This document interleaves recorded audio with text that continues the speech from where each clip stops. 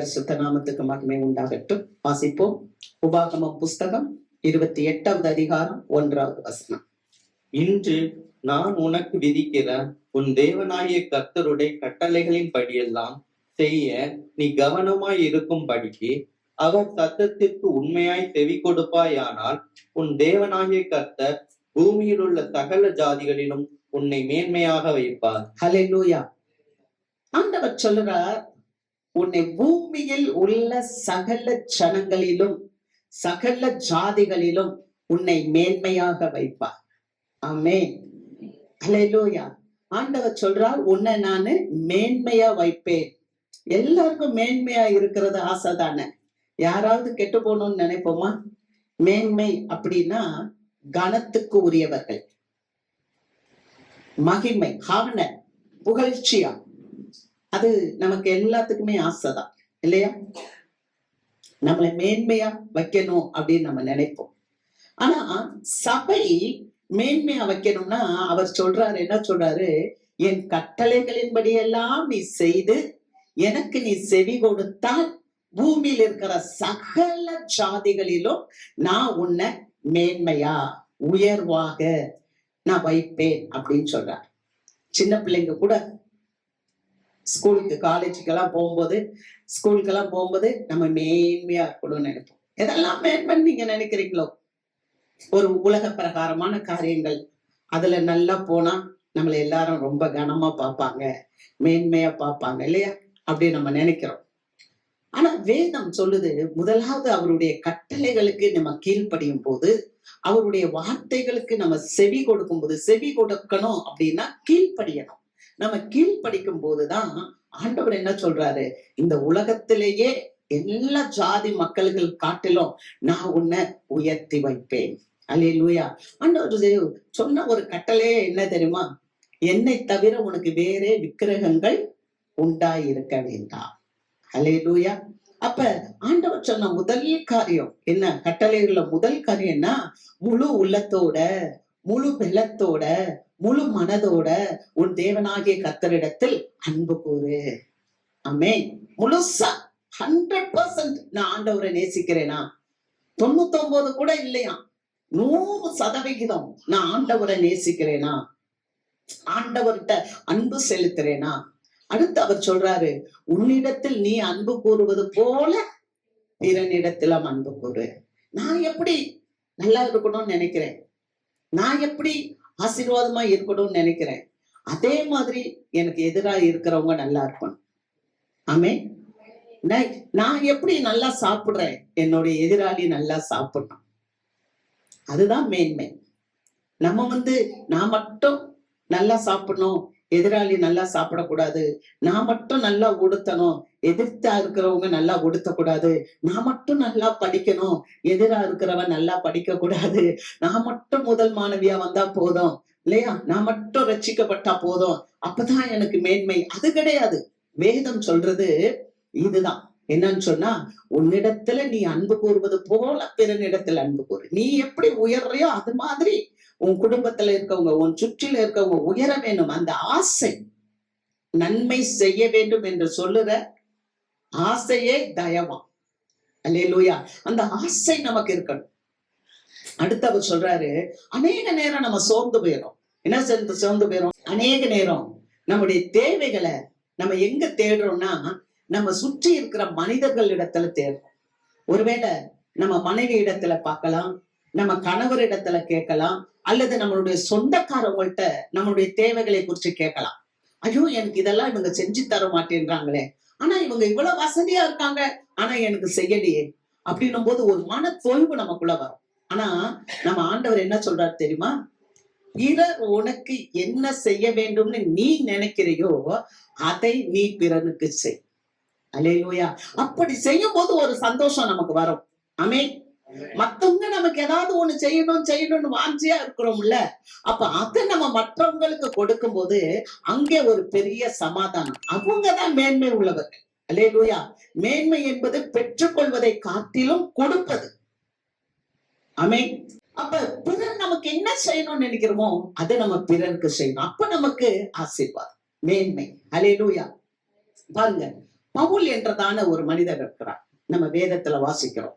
இந்த பவுல் ஒரு தேவ பக்திக்குரிய ஒரு பிள்ளைய அவர் லீஸ்திரா பட்டணத்துல தெரிந்து கொள்கிறார். இதை எங்க பாக்குறோம்னா அப்போஸ்தலர் 16வது அதிகாரத்துல பாக்குறோம். ஒரு தீமோத்தேயு அவங்க அப்பா யாரு அப்படின்னு சொன்னா அவங்க அப்பா ஒரு கிரேக்கன். அவங்க அம்மா யாரு அப்படின்னு சொன்னா ஒரு யூத ஸ்திரீ. ஒண்ணு கர்த்தரை அறிஞ்சது, இன்னொன்னு கர்த்தரை அறியாதது. அந்த 2 பேருக்கும் பிறந்த ஒரு மகன் தான் தீமோத்தேயு. ஆனா அங்க வசனத்தை வாசிக்கிறோம், அந்த தீமோத்தேயனுடைய தாயும் அந்த பாட்டியும் அந்த தீமோத்தேயுவை வசனத்திலேயே வளர்த்தார்கள். சிறு பிராயத்திலிருந்தே அவன் வேத எழுத்துக்களை கற்று தேறினவனாய் இருந்தான் என்று பார்க்கிறோம். அல்லேலூயா. இந்த அநேக நேரத்துல நம்ம குடும்பத்துல என்ன சொல்றோம்? அப்பாக்கு ஒண்ணுமே தெரியாது, வசனமே தெரியாது. அம்மாக்கு நல்ல வசனம் தெரியும். 2 பேரும் புரிஞ்சுக்கல. அதனால அங்க என்ன வருது? சண்டை வருது. டமால் டமால் டமால் சண்டை வருது. குடும்பத்துல பிரச்சனை வருது. ஏன் பிரச்சனை வருது? புரிந்து கொள்ளாம, அண்டர்ஸ்டாண்டிங் இல்லாம. ஆனா இங்க ஒரு கிரேக்கன், ஒரு யூதன். ஆனா 2 பேருமே எப்படி அந்த குழந்தைய வளர்த்தாங்கன்னு சொன்னா தேவ பக்தியில வளர்த்தாங்க. அல்லேலூயா. நம்ம எதையோ மேன்மை நினைக்கிறோம். ஆனா அருமையான தேவ மக்களே, நம்மளுடைய பிள்ளைகளை நம்ம தேவ பக்தியில வளர்க்கிறோமா? நம்மளுடைய பிள்ளைகளை வேதத்தை படிக்க கற்றுக் கொடுக்கிறோமா? நம்ம பிள்ளைகளுக்கு முன்பாக நாம வேதத்தை எடுத்து படிக்கிறோமா? இதெல்லாம் மேன்மையான காரியம்.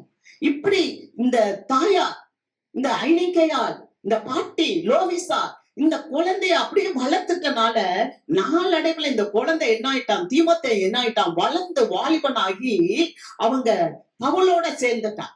ஆவிக்குரிய தகப்பன் பவுலோட சேர்ந்து இப்ப ஒரு பெரிய திருச்சபைக்கு போதகரா மாறிட்டான். அல்லேலூயா. ஒரு பெரிய திருச்சபைக்கு கண்காணியாக எபேசு சபைக்கு அவர் கண்காணியா வந்துட்டார். இப்ப பவுல் ரோமாபுரியில ஜெயில இருக்கிறார். தீமோத்தேயுக்கு ஒரு கடிதம் எழுதுறார். நம்ம வாசிக்கலாம்.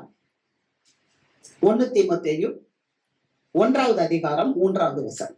வேற்றுமையான உபதேசங்களை போதியாதபடிக்கும் விசுவாசத்தினால் விளங்கும் தெய்வீக பக்தி விருத்திக்கு ஏதுவாய் இராமல் தர்க்கங்களுக்கு ஏதுவாய் இருக்கிற கட்டுக்கதைகளையும் முடிவில்லாத வம்ச வரலாறுகளையும் கவனியாத படிக்கும் நீ சிலருக்கு கட்டளையிடும் பொருட்டாக. அல்லேலூயா. ஒரு திருச்சபைக்கு போதகர் ஆயிட்ட இந்த தீமோத்தேயுக்கு பவுல் எழுதுறார். என்ன தெரியுமா எழுதுறாரு? நீ வேற்றுமையான உபதேசங்களை போதிக்காத, விசுவாசத்தினால் விளங்கும் தெய்வீக பக்தி விருத்தி. ஒரு சபை நல்லா வளரணும்னு சொன்னா வேற்றுமையான காரியத்தை சொல்லக்கூடாது. அல்லேலூயா. உங்க வாழ்க்கையில நீங்க நல்லா இருக்கணும்னு சொன்னா வேற்றுமையான காரியங்களுக்குள்ள போக கூடாது. சபை எதுக்குள்ள போகணும்னு சொன்னா தெய்வீக பக்தி விருத்திக்குள்ள போகணும். ஆமென். தர்க்கங்களுக்கு ஏதுவாய் இருக்கிற கட்டுக்கதைகளையும் முடிவில்லாத வம்ச வரலாறுகளையும் கவனியாத படிக்கு நீ சிலருக்கு கட்டளையிடு. சபையில என்ன தெரியுமா இருக்கணும்? அவர் சொல்றாரு, அந்த நாட்கள்ல சபையில வர்ற யூதர்கள்லாம் என்ன சொல்லுவாங்கன்னு சொன்னா, நாங்கெல்லாம் ஆபிரகாமின் பிள்ளைகள். ஒவ்வொரு யூதனும் தன்னுடைய தாத்தா யாரு, தன்னுடைய பாட்டி யாரு, தன்னுடைய பூட்டன் யாரு, தன்னுடைய பூட்டி யாரு, அப்படியே சொல்லி சொல்லி ஆபிரகாம் வரைக்கும் அவங்க வம்ச வரலாறுகளை சொல்லுவாங்களாம். அது தெரிஞ்சு வச்சிருப்பாங்களாம். அது தெரிஞ்சிருக்கிறதுனால ஒரு மேன்மையும் இல்லை. அல்லேலூயா. சபையில கூட எங்க அப்பா யார் தெரியுமா, எங்க அம்மா யார் தெரியுமா, எங்க அப்பா சபைக்கு எவ்வளவு செய்யறாங்க, எங்க அம்மா எவ்வளவு செய்யறாங்க, நாங்க எவ்வளவு தாத்தா பாட்டியெல்லாம் ஒரு கோயிலே நாங்க கட்டி கொடுத்திருக்கிறோம். அதெல்லாம் மேன்மை இல்லை. நாங்க ஊழியத்துக்குன்னு பல இடங்கள்ல பல ஏக்கர் நிலங்களை கொடுத்திருக்கிறோம். அது மேன்மை இல்லை. பவுல் சொல்றார், நீ வம்ச வரலாறு முடிவில்லாத தர்க்கங்கள் இதெல்லாம் சபைக்குள்ள இருக்கக்கூடாது. அப்ப நம்மள என்ன சொல்றோம்? நான் எங்க அப்பா ஒரு பெரிய ஊழியக்காரர், நான் ஊழியக்காரருடைய மகன், எங்க அப்பா ஒரு பெரிய சபையில பெரிய உபதேசியாரு, அதனால தீக்கனாரு, அதனால நான் அப்படியெல்லாம் இல்ல. பாரம்பரியம் இல்ல. அல்லேலூயா. பாரம்பரியம் ஒன்னத்துக்கு உதவாது. வேற்றுமையான உபதேசம் ஒன்னதுக்கு என்ன? பக்தி விருத்தி, விசுவாசத்தினால் உண்டாகும் பக்தி விருத்திக்கு ஏற்ப சபை பெருக வேண்டும். அதுதான் மேன்மை. அல்லேலூயா. அத பவுல் என்ன சொல்றாரு, தீமோத்தேயுக்கு கடிதமாக எழுதுகிறார். எபேசு சபையில இப்படியெல்லாம் இருக்குப்பா, அதை உறுதிப்படுத்தும்படியா வாசிக்கிறோம். எபேசியர் 5வது அதிகாரம் 15வது வசனம். ஆனபடியினாலே நீங்கள் ஞானமற்றவர்களைப் போல நடவாமல் ஞானமுள்ளவர்களைப் போல கவனமாய் நடந்து கொள்ள பார்த்து. பாத்தீங்களா? அதனால நீங்க ஞானம் இல்லாதவர்களை போல நடக்க கூடாது. அல்லேலூயா. நம்ம எப்படி வளரணும்னா, விசுவாசத்தினால் வருகிற தெய்வீக பக்திக்கு ஏற்ற விசுவாசம். ஒவ்வொரு விசுவாசியும் விசுவாசத்துல வளரணும். நமக்கும் ஆண்டவருக்குள்ளேயும் இருக்கிற அந்த உறுதி, அந்த ரிலேஷன்ஷிப், அந்த உறவுக்குள்ள நாம வளர வேண்டும். அல்லேலூயா. அதைத்தான் சொல்றார். நான் அப்படி செஞ்சேன், இப்படி செஞ்சேன், எங்க அம்மா இப்படி, எங்க அப்பா ஊழியக்காரரு, எங்க அப்பா பெரிய பிஷப், நோ, எங்க தாத்தா பிஷப் இல்ல. உனக்கும் ஆண்டவருக்கும் எப்படி இருக்கு? அதனால அவர் சொல்றார், நீங்க ஞானமற்றவர்களை போல நீங்க நடக்காம நீங்க எப்படி இருக்கணுமா, ஞானம் உள்ளவர்களாய் நடங்க. அல்லேலூயா. நம்முடைய ஜீவியத்துல நம்ம ஞானமா இருக்கணும். ஆமென். வம்ச வரலாறுகள் அல்ல, வம்ச வரலாறுகள் நம்மளை பரலோகத்துக்கு கொண்டு போயிடாது. அல்லேலூயா. அதுவும் நம்மளை மேன்மைப்படுத்தாது. இன்னைக்கு நிறைய பேர் அப்படித்தான் மேன்மைப்படுத்த நினைச்சுக்கிறாங்க. பரிசேயர்கள், சதுசேயர்கள் என்ன பண்ணாங்க தெரியுமா? தங்களை மேன்மையாக காமிச்சாங்க. தங்களை பெரிய பெரிய மேன்மையா அவங்க தங்களை வெளிப்படுத்தினாங்க. வாசிக்கிறோம் லூக்கா எழுதின நற்செய்தி நூல் 16வது அதிகாரம் 15வது வசனம். அவர் அவர்களை நோக்கி, நீங்கள் மனுஷர் முன்பாக உங்களை நீதிமான்களாக காட்டுகிறீர்கள், தேவனோ உங்கள் இருதயங்களை அறிந்திருக்கிறார். மனுஷருக்குள்ளே மேன்மையாக எண்ணப்படுகிறது, தேவனுக்கு முன்பாக அருவருப்பாய் இருக்கிறது. அல்லேலூயா. ஆண்டவர் இயேசு தம்முடைய வாயை திறந்து சொல்லுகிறார், நீங்க மனுஷனுக்கு முன்பாக உங்களை மேன்மையா காமிக்கிறீங்க. இன்னைக்கு நிறைய பேர் அப்படித்தான் இல்ல, நிறைய பேரு மனுஷனுக்கு முன்பா மேன்மையா காமிக்கிறாங்க. அநேக கிறிஸ்தவர்கள், அது மனுஷன் அவன் ஒரு வீடு வாங்கிட்டான்னா நான் 2 வீடு வாங்கணும், அவன் ஒரு கார் வாங்கிட்டானா நான் 4 கார் வாங்கணும். அதுக்கு என்ன செய்யணும்?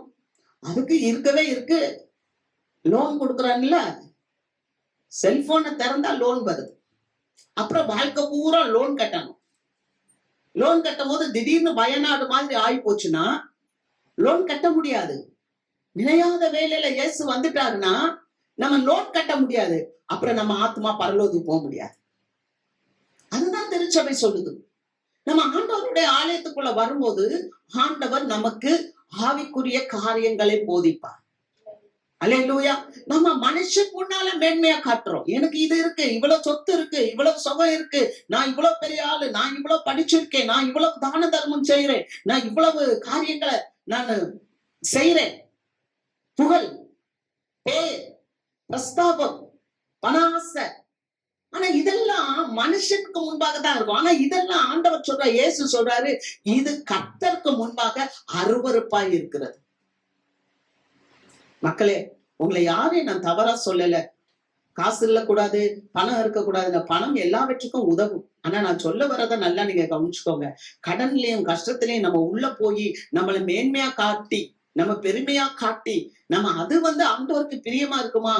நம்மளும் ஒவ்வொரு நாளா செத்து செத்து வாழ்றத காட்டிலும் ஆண்டவருக்கு எது பிரியம்? அதைதான் ஆண்டவர் சொல்றார். மனுஷனுக்கு முன்பா மேன்மையா காட்டுறது இல்ல. பெருசா நான் படிச்சுட்டேன், நான் அலங்காரமான ஒரு கோட்டை போட்டுட்டேன், ஒரு ஷூட்டை போட்டுட்டேன், அல்லது நான் அலங்காரமா என்னது பெரிய பெரிய உடைகள். நிறைய நிறைய பேரு பசுத்தோல் போர்த்தே புள்ளி எங்களை மாதிரி ஊழியர்கள் வெளியே போட்டுக்கிடலாம். ஆனா உள்ள எண்ணெய் எப்படி இருக்கு? வெளியே போடலாம் அங்கி. அதனாலதான் ஆண்டவர் சொல்றாரு, அங்கி போட்ட மக்களை பார்த்து, ஊழியக்காரர்களாக எங்களை மாதிரி ஆளுகளை பார்த்து மாயக்காரர் என்ற எல்லாருக்கும் தான் வார்த்தை. அல்லேலூயா. அப்ப மேன்மை என்பது என்ன? மனுஷனுக்கு முன்பாக அது பெருசா காமிக்கிறது மேன்மையா இருக்கிறது மேன்மை இல்ல. அது தேவனுக்கு முன்பாக எப்படி காணப்படும்னா அருவருப்பாய் காணப்படும். அல்லேலூயா. ஆக மேன்மை என்பது ஆண்டவருக்கு பிரியமாய் நம்ம நடத்தும். ஆமென். நம்ம மேன்மை என்பது கடவுளுக்கு இது பிரியமா, கடவுளுக்கு இது சித்தமா? இன்னைக்கு நிறைய பேர் ஊழியம் கூட நம்ம செய்யறோம். ஆனா ஊழியம் செய்வதற்கு முன்பதாக முதல்ல என்னுடைய ஜீவியம் பிரதிஷ்டை பண்ணப்பட்டிருக்கா? கர்த்தர் எதிர்பார்க்கிற காரியம் என்ன தெரியுமா? மனுஷனுக்குள்ள மேன்மையா இருக்கும், ஆனா தேவனுக்கு முன்பாக அது அருவருப்பா இருக்கும். அதனாலதான் அவர் சொல்றாரு, அவரு எல்லாரும் ஆண்டவருக்கு முன்பாக வெளியரங்கமா இருக்கும். வாசிக்கிறோம்.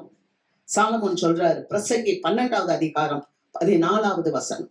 ஒவ்வொரு கிரியையையும் அந்தரங்கமான ஒவ்வொரு காரியத்தையும் நன்மையானாலும் தீமையானாலும் தேவன் நியாயத்திலே கொண்டு வருவார். நல்லா பாருங்க, நம்ம மேன்மையா இருக்கணும்னு சொல்லி ஏதாவது காரியம் செய்யலாம். ஆனா ஆண்டவர் சொல்றா, நீ நன்மையா செஞ்சாலும் நீ தீமையா செஞ்சாலும் நீ அந்தரங்கத்துல செய்யலாம், என்னை யாருமே பார்க்கல. ஆனா கர்த்தர் அத வெளியரங்கமாக்கும். அல்லேலூயா. நான் மேன்மையடைய வேண்டும், நான் இந்த உலகத்துக்கு ஒத்த வேஷம் தரிக்க வேண்டும், அதுக்காக நான் எதையாவது ஒண்ணு செஞ்சிடலாம். தேவன் அதை வெளிப்படுத்திடுவார். வெளிப்படுத்தின வீட்டுக்கு ஆண்டவர்கிட்ட வந்து, ஐயோ ஆண்டவரே, உன்கிட்ட தானே வந்தேன், உனக்கு தானே வந்து நான் எல்லாம் செஞ்சேன், ஆனா நீ இப்படி செஞ்சுட்டியே. நம்ம ஆராதிக்கிற தேவன் நீதி உள்ள தேவன்.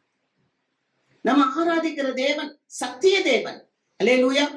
கர்த்தருக்கு மகிமை. வாசிக்கிறோம் பாருங்க, நம்ம எதை செஞ்சாலும் அந்தரங்கத்துல யாரும் பார்க்கல, மனுஷன் யாரும் பார்க்கல. ஆனா நான் சொல்றேன், வேதம் சொல்லுது, ஞானி சொல்றாரு, நீ நன்மை செஞ்சாலும் ஆண்டவர் வெளியே கொண்டு வருவார். ஆமென். அல்லேலூயா.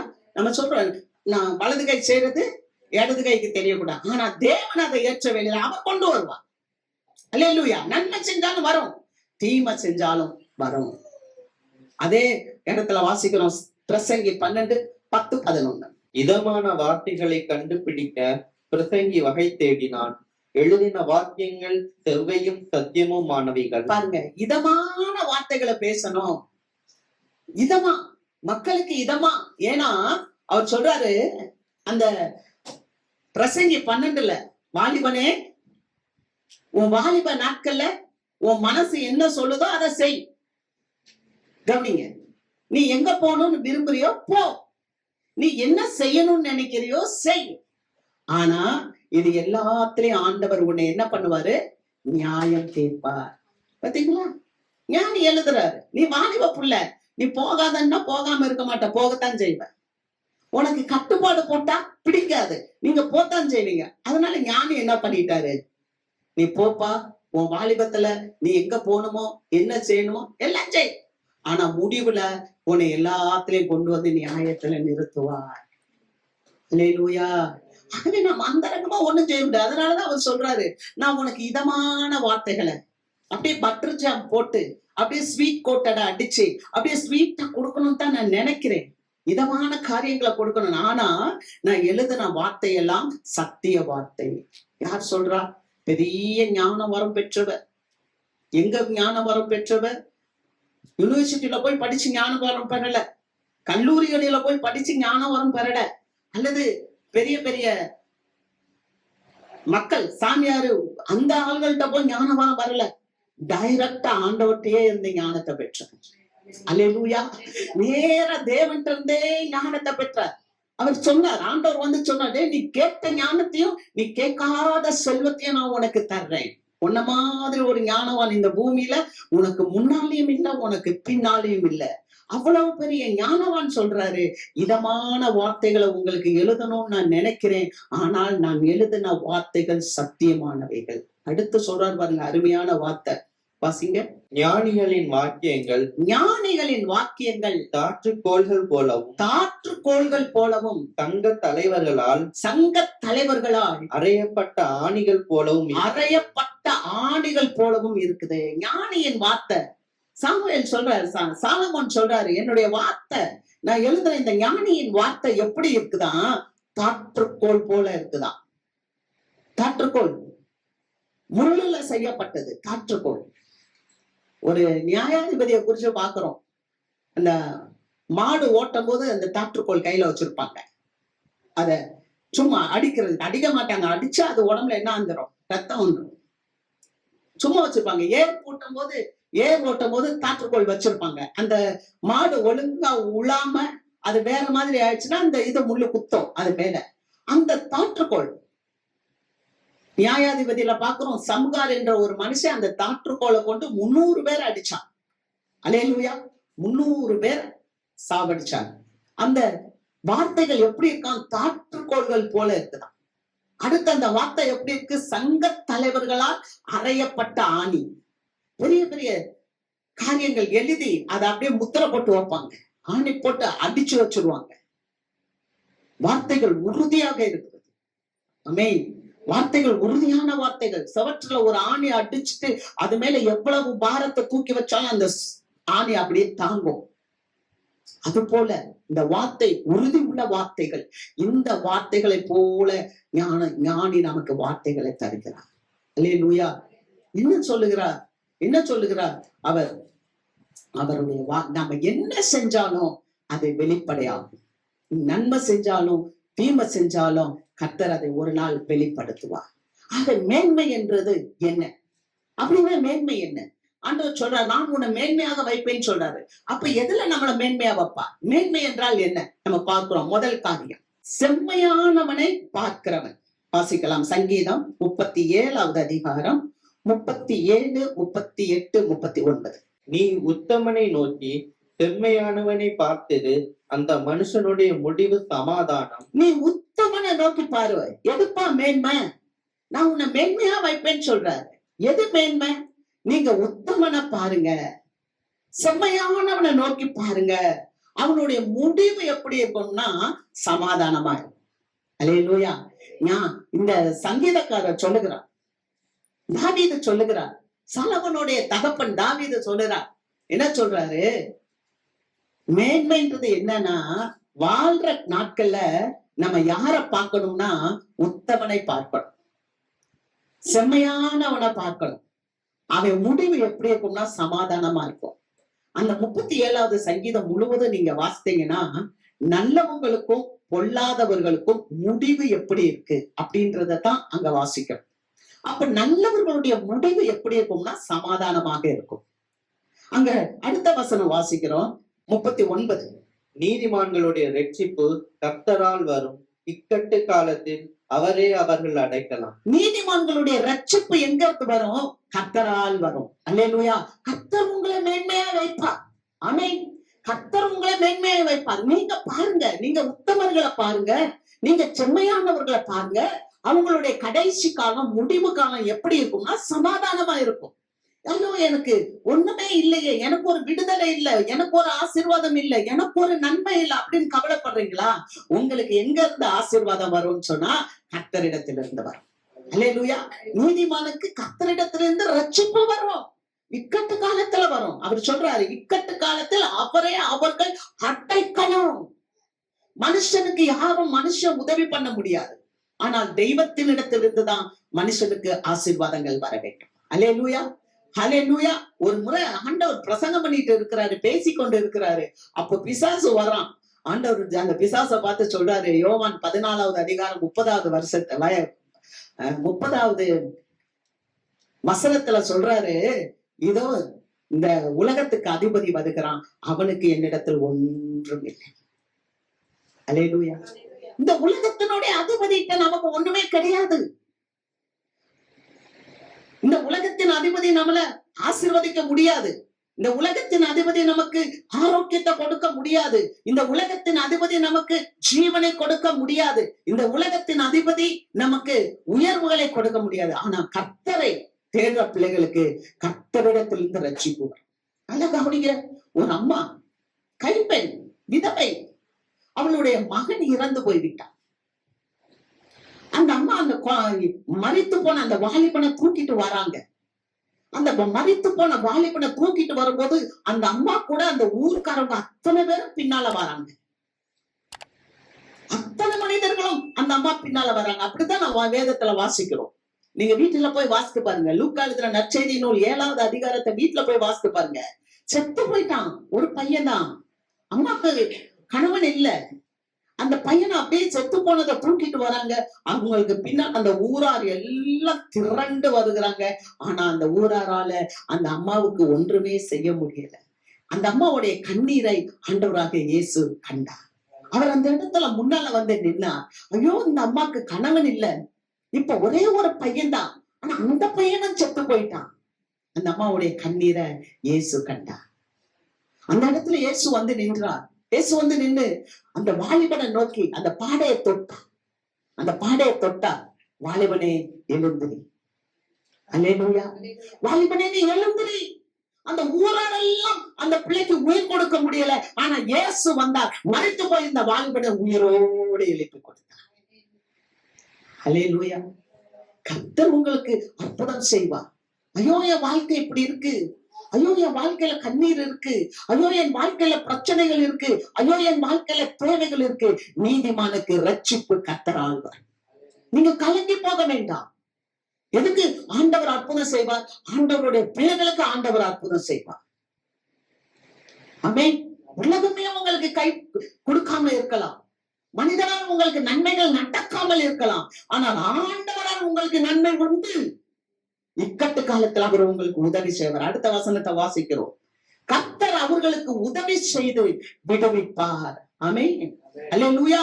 கர்த்தர் நமக்கு விடுதலை செய்வார், நம்மளை விடுவிப்பார். நீ உத்தமனுக்கு விடுவிப்பார், செம்மையானவனுக்கு விடுவிப்பார், தேவ பிள்ளைகளாகிய உங்களுக்கு விடுவிப்பார். ஆமென். அல்லேலூயா.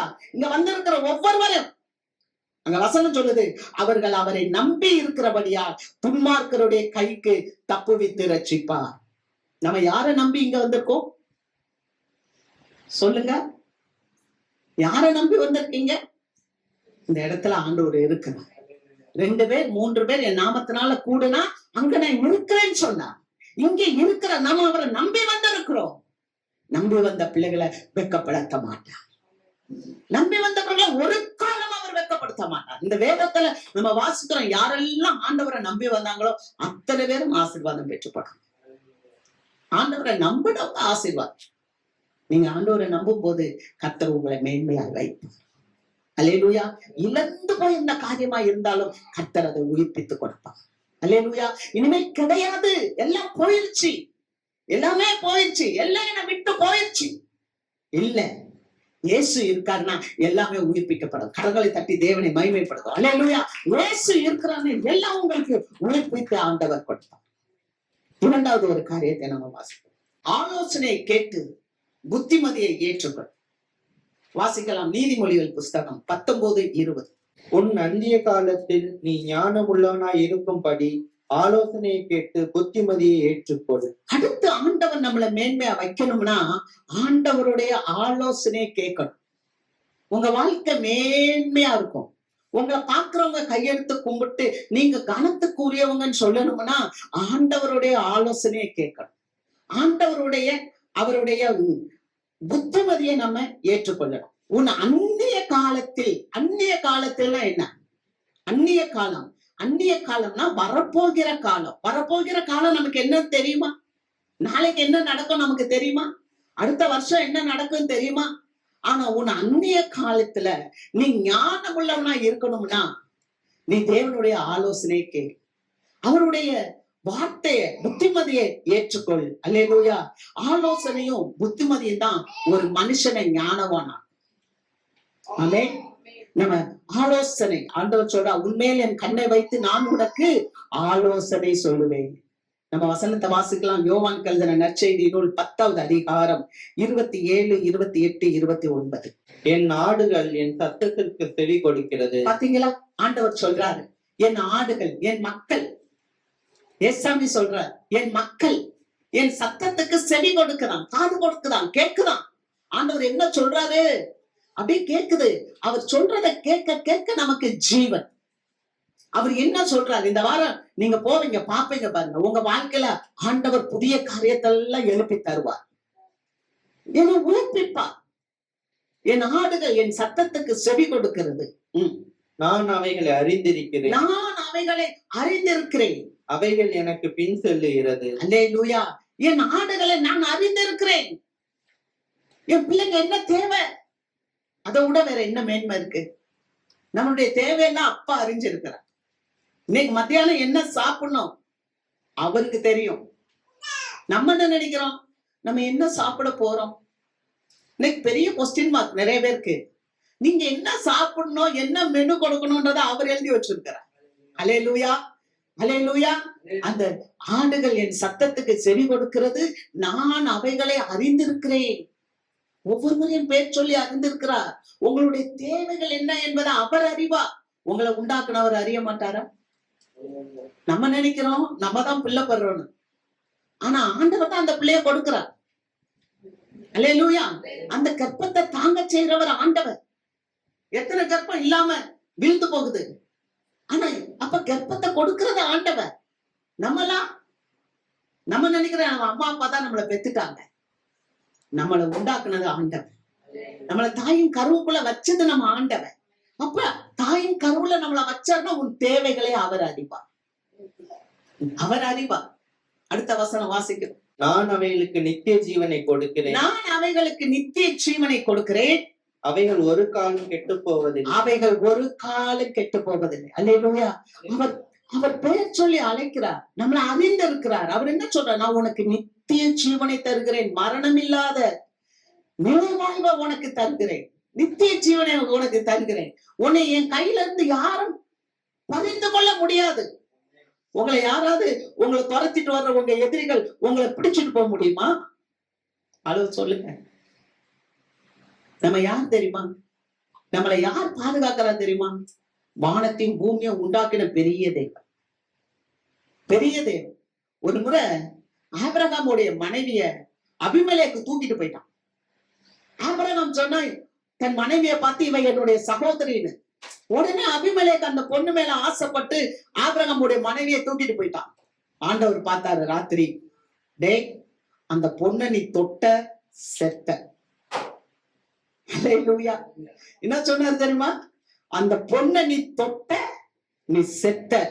உடனே அவன் பாக்குறான் அபிமெலேக்கு, ஆண்டவரே என்ன ஆண்டவரே அப்படின்னு. ஆபிரகாமுடைய மனைவி அவளை அனுப்பி விட்டு, ஆமென், அவன் உனக்காக வேண்டுதல் செய்வான். பாத்தீங்களா எவ்வளவு பெரிய பாதுகாப்பு. கர்த்தர் நம்மளை பாதுகாக்கிறார். அவருடைய கையிலிருந்து நம்மளை ஒருத்தரும் பிரிக்க முடியாது, பறிக்க முடியாது. உங்க சத்துருக்கள் ஒண்ணும் உங்களை மேற்கொள்ள முடியாது. ஆமென். சத்துருக்கள் மேற்கொள்ள முடியாது. உங்களை துரத்திட்டு வரலாம். சில பிரச்சனைகள், சில பாடுகள், சில கண்ணீர்கள், சில வேதனைகள், சில இல்லாமைகள் நீங்க பார்த்து பேசுங்க. கடன் இருக்கா? இனி என்கிட்ட கடன் வரக்கூடாது. இயேசுவின் நாமத்துல இத்தோட நான் வாங்க மாட்டேன். இனி இந்த கடனை எப்படியாவது கொடுத்து தீர்க்கணும். கர்த்தர் உதவி செய்வார். 2 ராஜாக்கள் புஸ்தகம் 4வது அதிகாரத்துல கடன்பட்ட ஒரு மகளுக்கு ஆண்டவர் உதவி செய்து உயர்த்தினார். ஆமென். அதுல மேன்மை. இன்னும் எனக்கு பலவீனமா இருக்கு, எனக்கு பலவீனமா இருக்கு, இன்னும் எனக்கு சுகவீனமா இருக்கு, இருக்கலாம். ஜெபம் பண்ணி ஜெயத்தை எடுக்க வேண்டும். சர்வ வல்லமை உள்ளவர் உங்களோடு இருக்கிறார். அல்லேலூயா. எத்தனை ஆண்டுகள் எனக்கு வலிக்குதுன்னு வைங்க, வலி இருக்கும். சரீரம்னா வலி இருக்கும், தலை இருந்தா சளி இருக்கும். ஆனா அதுலயே நான் இருக்க மாட்டேன். ஆமென். ஏன்னா சர்வ வல்லமை உள்ளவர் என்னோடு இருக்கு. என் தேவன் என்னை அவர் கையில வரைந்து வைத்திருக்கிறார். இயேசு சொல்லுகிறார், உங்களை என் கையில இருந்து ஒருத்தரும் பிரிக்க முடியாது, பறிக்க முடியாது. ஆமென். ஏன் தெரியுமா? அவர் நமக்கு பரிபூர்ணமான ஜீவன் கொடுக்கும்படி இந்த உலகத்துக்கு வந்தார். வேதம் சொல்லுகிறது, யோவான் 10:10 திருடன் திருடவும் கொல்லவும் அழிக்கவும் வருகிறானே ஒன்று வேறொன்றுக்கு வரான், நாமோ அவைகளுக்கு ஜீவன் உண்டாயிருக்கும்படி. ஜீவன், பரிபூர்ண ஜீவனை கொடுக்க இயேசு வந்தார். ஏன் நீங்க வேதனைப்படணும்? பார்த்து பேசணும். ஏன் இந்த வியாதி என்கிட்ட வரக்கூடாது? ஆண்டவர் சொன்னார் இல்லையா? கடல் பொங்கி வருகிற கடலை பார்த்து இம்மட்டும் நில், மிஞ்சி வராதே. ஆமென். இறைகிற கடலை பார்த்து பேசினார் அல்லவா? இறையாதே, அமைதலாயிரு. வாழ்க்கையில கஷ்டம் இருக்குதா? குடும்பத்துல பலவீனங்களா? குடும்பத்துல சமாதான குறைச்சலா? பிள்ளைகளால சந்தோஷம் இல்லையா? கணவனால சந்தோஷம் இல்லையா? மனைவியால சந்தோஷம் இல்லையா? சந்தோஷம் கொடுக்கிற தேவன் நம்மோடு இருக்கு. அவர்கிட்ட பேசணும். ஆண்டவரே, என் குடும்பத்துல எனக்கு சமாதானத்தை கொண்டு வரணும் என்று சொல்ல கர்த்தர் கொண்டு வரணும். நீங்க விசுவாசத்தோடு கேட்கணும். அது மேன்மை, அது மேன்மை. அல்லேலூயா. நம்முடைய வாழ்க்கையில படுத்தே கிடக்க கூடாது. நம்ம தோல்விக்காக அழைக்கப்பட்டவர்கள் அல்ல, வெற்றி சுரக்க தேவன் நம்மளை அழைத்திருக்கிறார். அல்லேலூயா. சங்கீதம் 119:33. கர்த்தாவே, உமது பிரமாணங்களின் வழி எனக்கு போதியும், முடிவு பரியந்தம் நான் அதை காத்து கொள்ளுவேன். உமது பிரமாணங்களின் வழிய எனக்கு போதிங்க ஆண்டவரே. சிலருக்கு போதிச்சா பிடிக்கவே பிடிக்காது. ஆனா சங்கீதக்காரர் சொல்றார், உமது பிரமாணங்களை எனக்கு போதிங்க, எனக்கு சொல்லித்தாங்க. சபை ஆண்டவரை பத்தி சொல்லி தர்ற இடம். நீங்க சபைக்குள்ள எவ்வளவு நேரம் வந்து உட்காருங்களா ஆசீர்வாதம். எவ்வளவு நேரம் சபைக்குள்ள உட்காரீங்களோ உங்களுக்கு ஆசீர்வாதம். நீங்க நினைப்பீங்க எனக்கு ஒண்ணுமே இல்லை. ஆண்டவருடைய வார்த்தை, ஆண்டவருடைய பிரசன்னம் இந்த இடத்துல இருக்கு. அல்லேலூயா. அவர் அப்படியே அதை உங்களுக்கு கொடுக்கிறார். அதனாலதான் தாவீது சொல்றார், முடிவு வரையில அதை காத்து கொள்ளணும். வாங்குற வார்த்தையை வாங்கி இங்கே விட்டுட்டு போயிடக்கூடாது. அதை அப்படியே வீட்டுக்கு கொண்டு போகணும். வீட்டுக்கு போயிட்டு சமைக்கும் போது அந்த வார்த்தையை சொல்லி சமைக்கணும். ஆமென். வார்த்தைகளை சுமந்துட்டு போங்க, வீட்டுல போய் அசை போடுங்க. அதுதான் அவர் கேட்கிறார். முடிவு வரை இந்த வார்த்தையை காத்துக்கொள்ள எனக்கு கிருபை செய்யுங்க. மார்க் 13:13 சொல்லப்படுது, முடிவு பரியந்தம் நிலை நிற்பவனே ரட்சிக்கப்படுவார். அல்லேலூயா. முடிவு பரியந்தம், ஆண்டவருடைய வருகை பரியந்தம். இப்ப இயேசு வந்துட்டாருன்னா சபைக்குள்ள இருக்கவங்க ரட்சிக்கப்பட்டவங்க. ஆண்டவர் வரும்போது நம்ம ஆண்டவருக்குள்ளே பிரசன்னத்துல இருக்கும்போது ஆசீர்வதிக்கப்பட்டவங்க. அல்லேலூயா. ஆமென் சொல்ல மாட்டேங்கிறீங்க. கர்த்தருக்கு மகிமை. ஆண்டவரோட நம்ம இணைந்து வாழ்றது கேட்கணும். 1 கொரிந்தியர் 1:8 அது 8வது வசனம்.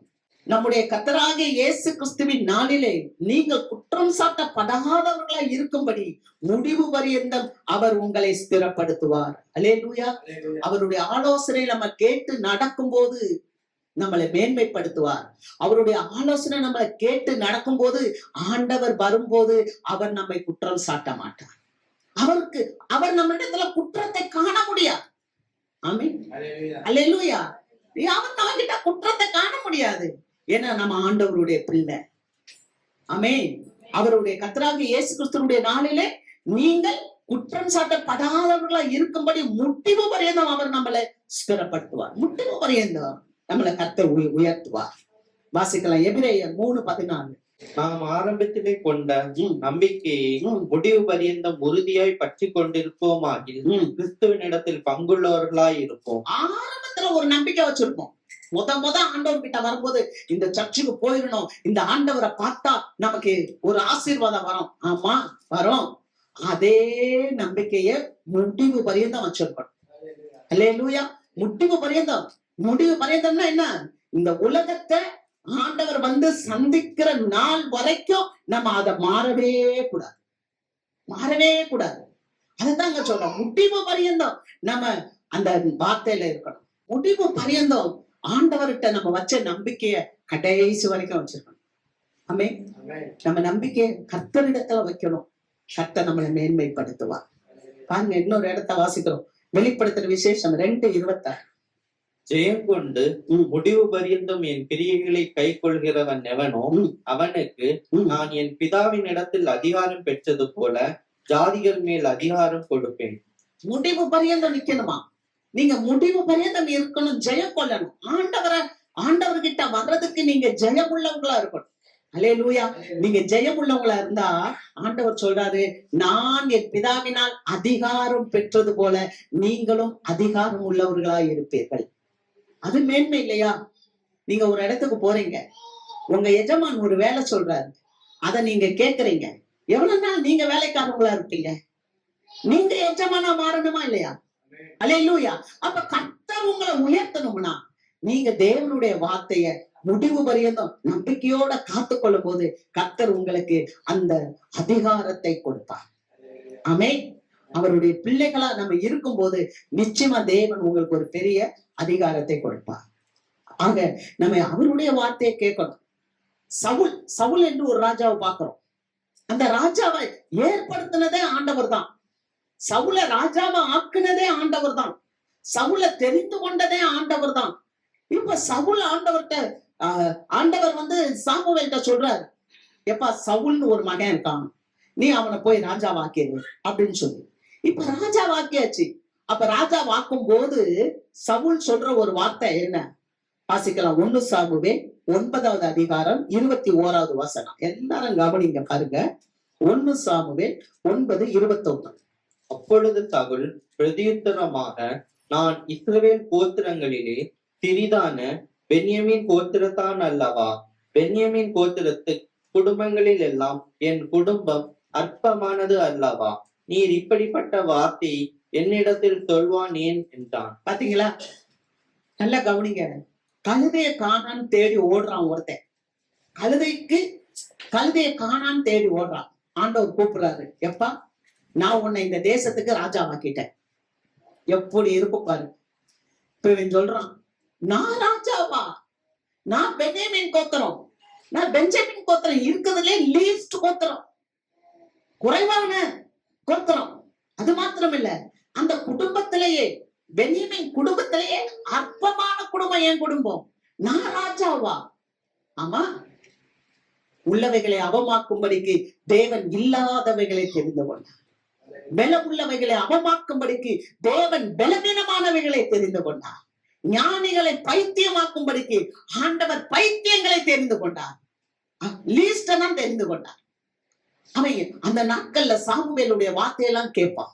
சாமுவேல் என்ன சொல்றாரோ அத்தனை ஆலோசனையும் கேட்டு நடந்தான். ஆனா ராஜாவை ஆன பிறகு அவன் சாமுவேல் வார்த்தையை கேட்கல, கர்த்தருடைய வார்த்தையை கேட்கல. அவன் ராஜாவான பிறகு அவன் தனக்கு போய் ஜெயஸ்தம்பம் கட்டினான். அதனாலதான் ஆண்டவர் சொல்றாரு, ஆரம்பத்தில் கொண்டிருந்த நம்பிக்கைய நீங்க முடிவு வரையும் வைத்திருக்கணும். உங்க நம்பிக்கை கர்த்தர் மேல இருக்கணும். உங்க நம்பிக்கை சுயம் சார்ந்ததா இருக்க கூடாது. இல்ல இல்ல, எனக்கு இப்ப நல்ல வேலை இருக்கு, நல்ல சம்பாத்தியம் இருக்கு, நான் நல்லா இருக்கேன். நோ, இல்ல இல்ல, நான் ரொம்ப நல்லா படிச்சிருக்கேன், நல்லா வளர்ந்துட்டேன், இனி என்ன நானே பார்ப்பேன், எனக்கு யாரும் கைடன்ஸ் தேவையில்லை. நோ, கடவுள் தான் மரண பரியந்த கர்த்தர் கிட்ட நம்ம உறுதியா இருக்கணும். இவன் சாமுவேலுடைய வார்த்தையை ரிஜெக்ட் பண்ணிட்டான், கேட்கல, தனக்கு போய் ஜெயஸ்தம்பம் கட்டினான். அவன் எத்தனையோ சாமுவேல் வந்து சொல்ல வரும்போதெல்லாம், ஒண்ணு என்கிட்ட பேசாத, இந்த ஜனங்கள்லாம் என்னை கனம் பண்ணணும், மரியாதை சொல்லணும், அதனால என் பின்னால வா. எப்படி? நான் இப்ப ராஜா, நீ இப்ப சாதாரண தீர்க்கதரிசி, நீ பின்னால வா, நான் இப்ப முன்னால போறேன். தேவன் தொட்டான். எந்த தேசத்துல அஞ்சனம் பார்க்க கூடாதுன்னு சொன்னானோ அதே தேசத்துல ஒரு குறிகாரிட்ட போய் குறி கேட்கிறான். ஏன்னா ஆண்டவர் விட்டு போயிட்டாரு, ராஜா விட்டு போயிட்டாரு, தோல்விக்கு மேல தோல்வி. ஆண்டவர் சொன்னார், அமலேக்கனை அழித்து போடு. அழித்து போட மனம் இல்லை. சில பாவங்கள் எல்லாம் முற்றிலுமா நம்மளால விட முடியாது, முற்றிலுமா விட முடியாது. சில பாவங்கள் அது செல்போன் கான்டாக்டா கூட இருக்கும், யாராதான் பார்க்கல, போன்ல பாக்குறேன். சில பாவங்கள் நம்மளை தொடரும், முற்றிலும் அழிக்கல. அமலேக்கனை முற்றிலுமா அழிச்சு போடு, ஆனா பிரதானமானவைகள் எல்லாம் எடுத்து வச்சுட்டான். கடைசியில இப்ப சாகுறான். சாகும் போது என்ன ஆயிடுச்சு? தற்கொலை பண்ணணும், வேலை நட்டு மேல குடிச்சிட்டான், உயிர் போல. சில நேரங்கள்ல நம்ம ஆள் என்ன நினைப்பாங்க தெரியுமா? செத்து போனா நலமா இருக்கும். ஆனா ஆண்டவர் சொல்றாரு, நீ மரணத்தை கேட்டா கூட மரணம் உனக்கு வராதான். நம்ம மரணம் வருமானு கேட்போம், மரணம் வராது. இவன் இப்ப யோசிக்கிறான், விருத்த சேதனம் இல்லாத அந்த பெலிஸ்தர்கள் கையில நான் சாக கூடாது. அப்ப கூட என்னன்னா பெருமைதான். விருத்த சேதனம் இல்லாதவன் கையில நான் சாக கூடாது. அப்ப கூட மனம் திரும்பல. ஆண்டவரே, நீ சொன்ன காரியத்தை நான் செய்யல, நான் போய் அஞ்சனம் பாக்குறவளை போய் பார்த்துட்டேன், தப்புதான் ஆண்டவரே. ஆண்டவரே, நான் அமலேக்கனை அழிக்கல, அது தப்புதான் ஆண்டவரே. ரியலைஸ் பண்ணல. வாழ்க்கையில அவன் கடைசியா தோற்று போனதற்கு காரணம் என்னன்னா, அவன் ரியலைஸ் பண்ணல. அவன் என்ன சொன்னான் தெரியுமா? அவன் அந்த விருத்த சேதனம் இல்லாத பெலிஸ்தன் கையில நான் சாகக்கூடாதுன்னு சொல்லி அந்த வழியா வந்த ஒரு அமலேக்கனை பார்த்து அந்த ஆயுதத்தை எடுத்து என்ன குத்தி போடு, மரண அவஸ்தையா இருக்கிறேன். ஏன்னா அவன் வேலை குத்தி அது மேல விழுந்துட்டான், ரத்தம் ஒழுகிட்டு இருக்கு, வலி தாங்க முடியல, என் ஜீவன் எனக்கு வலி இருக்கு, என்னை சீக்கிரமா சாவடி என்றான். அந்த அமலேக்கியன் அவனை கொன்று போட்டான். பாத்தீங்களா? ஆண்டவர் சொன்னார், சவுல்ட்ட சொன்னார், ஆலோசனை சொன்னார், ஞானம் கொடுத்தார், புத்திமதி கொடுத்தார், அந்த அமலேக்கியனை அழித்து போடுன்னு சொன்னார். ஆனா அவன் அழிக்காம விட்டதுனால அந்த அமலேக்கியனே அவனை வந்து அழித்து விட்டான். பிரியமான தேவ மக்களே, நம்ம எவ்வளவு பெரிய பொசிஷன்ல இருக்கோன்றது மேன்மை அல்ல, நான் பெரிய ராஜாவா இருக்கிறேன் என்பது மேன்மை அல்ல. நீ கர்த்தருடைய வார்த்தையை கை கொள்ளுகிறாயா, அது உனக்கு மேன்மை. அல்லேலூயா. மூன்றாவது ஒரு காரியம் விரைவாக முடிப்போம். முதல் காரியம், செம்மையானவனை பார். இரண்டாவது, அவருடைய ஆலோசனை வார்த்தையை கேள், அது மேன்மையாக உன்னை வைக்கும். மூன்றாவது, அற்பமா இருந்தாலும் அது சம்பூரணமாய் இருக்கும். அல்லேலூயா. அற்பமா இருந்தாலும் அது சம்பூரணமாய் இருக்கும், அது உன்னை மேன்மைப்படுத்தும். வாசிக்கலாம், யோபு 8வது அதிகாரம் 7வது வசனம். உம்முடைய துவக்கம் அற்பமாய் இருந்தாலும் உம்முடைய முடிவு சம்பூரணமாய் இருக்கும். அல்லேலூயா. ஆண்டவர் எப்பவுமே கொஞ்சம் கொஞ்சமா தான் நம்மளை ஆசீர்வதிப்பார். ஆமென். நம்ம நினைச்சிடக்கூடாது போன உடனே ஆண்டவர் நம்மளை ஆசீர்வதிச்சிருவாங்கன்னு. ஒரு மரத்தை வைக்கிறோம், 5020 ஒரு அரிசி இருக்கும். அது எத்தனை மாசம் தெரியுமா? 3 மாசம் தான். ஒரு வருஷத்துக்கு எத்தனை போகம்? 4 போகம் வச்சிருவாங்க. 3 மாசத்துல அது விளைஞ்சிரும். ஆனா பொன்னி அரிசி இருக்கு பாத்தீங்களா, அதை நீங்க வச்சீங்கன்னா 6 மாசம். அது 6 மாசம் தான் விளைச்சல் வரும். அப்ப 2 போகம் தான் அது விளையும். ஆனா 5020 விட அநேகர் விரும்புறது பொன்னி அரிசியை தான் விரும்புவாங்க. சுவை கொடுக்கும். அல்லேலூயா. அது மாதிரி கர்த்தரால் வருகின்ற ஆசீர்வாதம் ஐஸ்வர்யத்தை தரும். அதனோடு அவர் வேதனையை கூட்ட மாட்டார். அப்ப ஆண்டவர் உங்களை சிறுக சிறுக ஆசீர்வதிப்பார். நாம கடைசி வரைக்கும் அங்க நின்று அந்த ஆசீர்வாதத்தை பெற்றுக்கொள்கிற சந்ததியா இருக்கணும். அதனாலதான் இந்த யோபு சொல்லுகிறார், உம்முடைய ஆரம்பம் அற்பமாய் இருந்தாலும் முடிவு சம்பூரணம். அற்பம் என்ன தெரியுமா? அது ஆங்கில வார்த்தை என்ன சொல்லுதுன்னா, சிறிதா இருந்தாலும் உம்முடைய ஆசீர்வாதம், உம்முடைய துவக்கம், ஹல்லேலூயா, நம்முடைய துவக்கம் அற்பமா இருந்தாலும் சிறிதா இருந்தாலும் அதனுடைய முடிவு எப்படி இருக்கும்னா சம்பூர்ணமா இருக்கும். ஹல்லேலூயா. சின்னதா இருக்கே, ஆண்டவர்கிட்ட போனா பெருசா வர முடியலையே. ஆண்டவர்கிட்ட போனா நம்ம நினைக்கிற மாதிரி வர முடியலையே. நம்ம நினைக்கிற மாதிரி வந்தா நம்ம சவுள மாதிரி ஆகி போயிருக்கோம். ஆனா ஆண்டவர் விரும்புற மாதிரி வந்தா நம்ம சந்தோஷமா இருப்போம், சமாதானமா இருப்போம். உச்சிதமான கோதுமையை தருவார், கண்மலை தேனை தருவார், நல்லா நமக்கு செழிப்பா இருக்கும், நல்ல நமக்கு ஒரு ஆசீர்வாதமா இருக்கும், கிறிஸ்துவுக்குள்ள நல்ல மகிழ்ச்சியா இருப்போம். ஆமென். அல்லேலூயா. என்னுடைய மென்டர் ஒருத்தர் சொல்லுவாரு, இம்மா வானமே 2 போனாலும் பூமியே 2 போனாலும் பயப்படக்கூடாது. ஆமென். அதான் சங்கீதக்காரன் சொல்றார் 46வது சங்கீதத்துல, நடு சமுத்திரத்துல மழை சாஞ்சு போனாலும் அதனால தண்ணி எல்லாம் வெளியே வந்தாலும் நாம் பயப்படுறீங்க தானே? ஏன்னா தேவன் நமக்கு பாதுகாப்பு. அல்லேலூயா. தேவ பிள்ளைக்கு தேவன் நமக்கு பாதுகாப்பு. ஏதாவது நடக்க கூடாதுன்னா அது நடக்காமல இருக்கும், அது நடக்கத்தான் செய்யும். ஆனா கர்த்தர் நம்மளை பாதுகாப்பார். சாத்ராக் மேஷாக் ஆபேத்நேகோ நெருப்புக்குள்ளதான் போனாங்க, ஆனா தேவன் அவனை பாதுகாத்தான். தானியேலை தூக்கி சிங்க கெபில தான் போட்டாங்க, ஆனா தேவன் அவங்களை பாதுகாத்தான். அல்லேலூயா. அப்ப ஆண்டவர் நம்மளை பாதுகாப்பார். நம்மளுடைய முடிவு எப்படி இருக்கும்னா சம்பூர்ணமா இருக்கும். சின்னதா இருந்தாலும் அதனாலதான் ஆண்டவர் சொல்றாரு, இந்த ஸ்திரீகளுக்குள்ளேயே தீர்க்கதரிசி, பெரிய தீர்க்கதரிசி யாருன்னா யோவான் ஸ்நானகன். யோவான் ஸ்நானகன் பெரிய தீர்க்கதரிசி. ஆனா பரலோகத்துல காணப்படுகிற ஒரு சின்னவன் கூட இந்த யோவான் ஸ்நானகனை காட்டிலும் பெரியவன். அல்லேலூயா. நம்ம சொல்லலாம் யோவான் ஸ்நானகன் பெரிய தீர்க்கதரிசி, ஆனா பரலோகத்துல நீங்களும் நானும் போனா நம்ம பெரிய ஆளு. கரங்களை தட்டி தேவனை மகிமைப்படுத்துவோமா? எவ்வளவு பெரிய ஸ்லாக்கியத்தை தேவன் நமக்கு கொடுத்திருக்கார், எவ்வளவு பெரிய ஸ்லாக்கியம். ஆமென். அல்லேலூயா. ரொம்ப அதிகாரமா, ரொம்ப வல்லமையா, விதியின் பாம்பு குட்டிகளே எப்படியெல்லாம் பேசுறாரு. ஆனா அப்படிப்பட்ட தீர்க்கதரிசியை காட்டிலும் மேலான ஒரு ஸ்லாக்கியம் சபைக்கு இருக்குதுன்னா சபை பரலோகத்திலே காணப்பட வேண்டும். அல்லேலூயா. அடுத்து பார்க்கிறோம் நம்ம, பாருங்க உபாகமம் 7:7 வாசிங்க. சகல ஜனங்களிலும் நீங்கள் திரட்சியான ஜனம் என்று கர்த்தர் உங்கள் பேரில் அன்பு வைத்து உங்களை தெரிந்து கொள்ளவில்லை, நீங்கள் சகல ஜனங்களிலும் கொஞ்சமாய் இருந்தீர்கள். பாத்தீங்களா?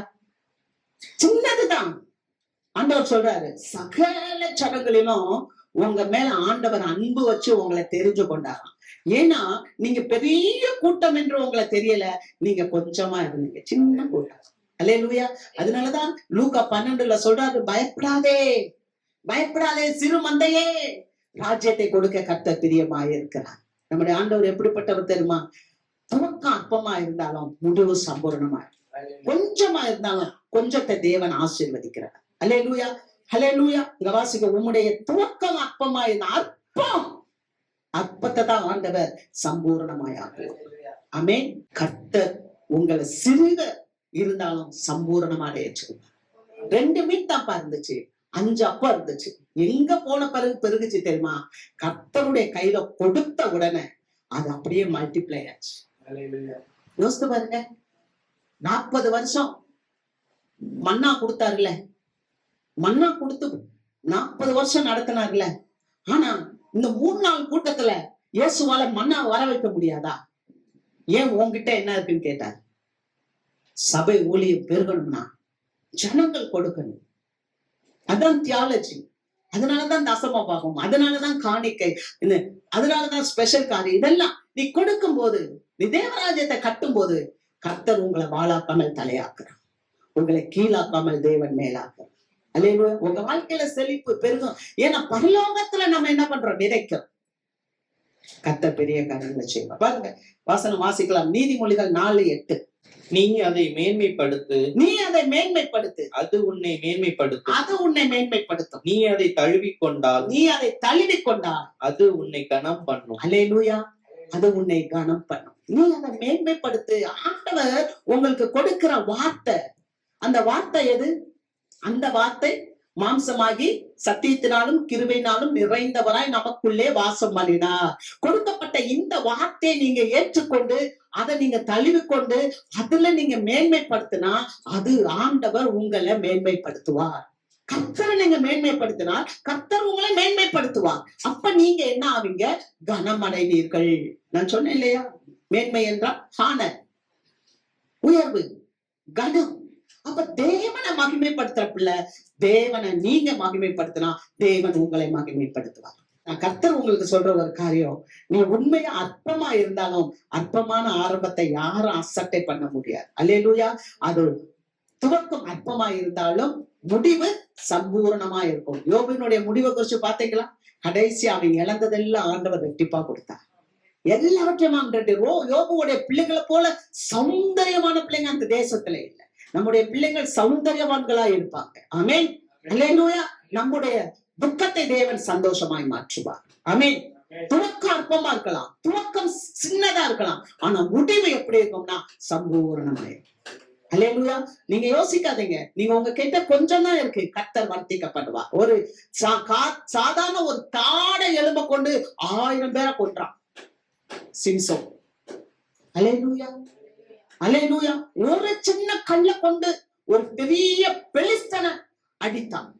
உங்ககிட்ட கொஞ்சம் இருக்கா, சின்னதா இருக்கா, சின்னதா இருக்கா, பெருசா இருக்கான்ல, கிறிஸ்துவுக்குள்ள அதை பிரதிஷ்டை பண்ணி வச்சிருக்கீங்களா? கிறிஸ்து உங்களை உயர்த்துவார். அல்லேலூயா. நம் கண்களை மூடி நாம் செபிப்போம்.